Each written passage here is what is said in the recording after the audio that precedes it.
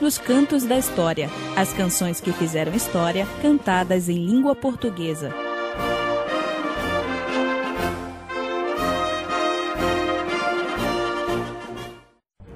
Chicago, 1886. No dia 1º de maio, uma manifestação pacífica de trabalhadores pela redução da jornada de trabalho para 8 horas por dia termina em tragédia. Quando uma bomba explodiu, matando 8 policiais, a polícia abriu fogo contra os manifestantes, dos quais morreram 11. O que chocou a opinião pública internacional, contudo, foi a decisão do tribunal em condenar os organizadores da manifestação como autores da bomba.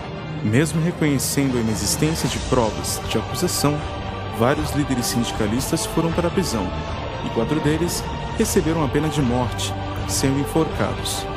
Mais tarde, o governo de Chicago anunciaria que o processo havia sido distorcido e reconheceria a inocência de todos os acusados. 2 anos depois, no Congresso de Fundação da Internacional Socialista em Paris, o 1º de maio seria oficializado como o Dia Mundial da Luta pela Redução da Jornada de Trabalho. A partir de então, sindicalistas do mundo inteiro realizariam um esforço de paralisação dos trabalhadores nesse dia, evocando luta em memória aos mártires de Chicago, mas também de luta por melhores condições de vida e trabalho. Na Itália, o advogado Pietro Gori, ativo organizador dos sindicatos e militante anarquista, resolveu escrever, em 1892, uma peça teatral intitulada O 1º de Maio. Gori se encontrava preso, acusado de agitação popular, mas ao contrário do que possa parecer, a peça não fazia nenhuma referência aos fatos ocorridos em Chicago. O autor usava uma linguagem alegórica, na qual o mês de maio era tomado como a primavera, metáfora do renascimento da vida e da própria transformação social. Para facilitar a compreensão do público, um ator apresentava uma introdução no início da peça, explicando aquilo que cada personagem simbolizava. Antes de se retirar do palco, ele perguntava ao público: "Vocês ouvem? Ouvem o harmonioso canto do hino? Com esse hino de tão doce encanto, marcha a alteneira a prole do homem."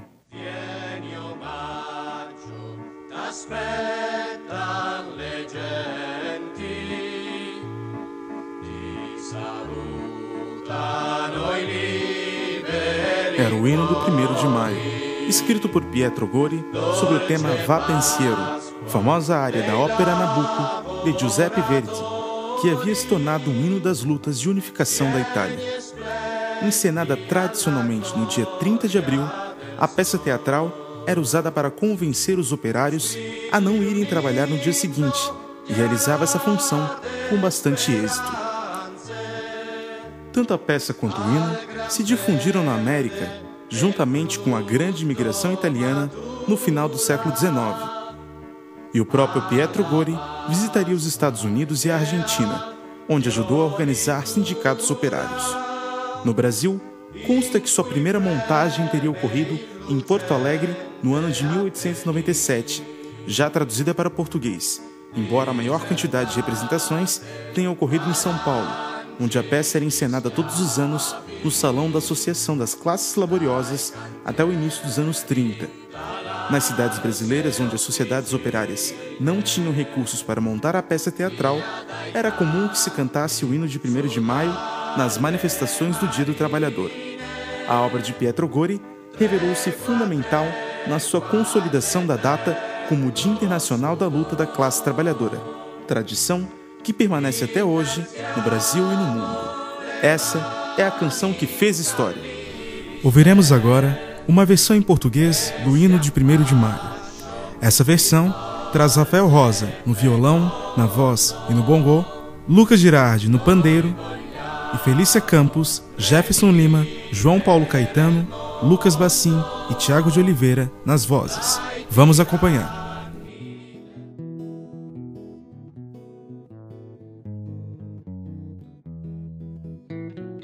Vem chegando 1º de maio, doce Páscoa dos trabalhadores,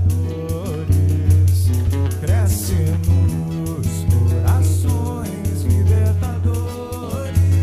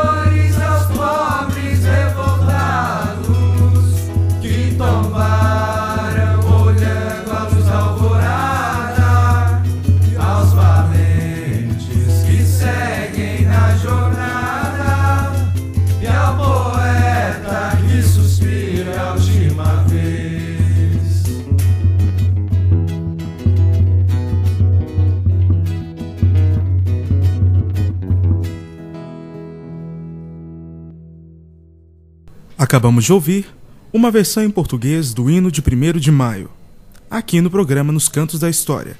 Até semana que vem.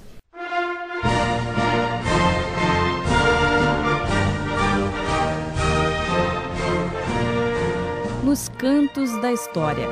As canções que fizeram história cantadas em língua portuguesa. Um projeto de extensão do Laboratório de Imagem e Som do curso de História da UDESC. Coordenação, professor Rafael Rosa.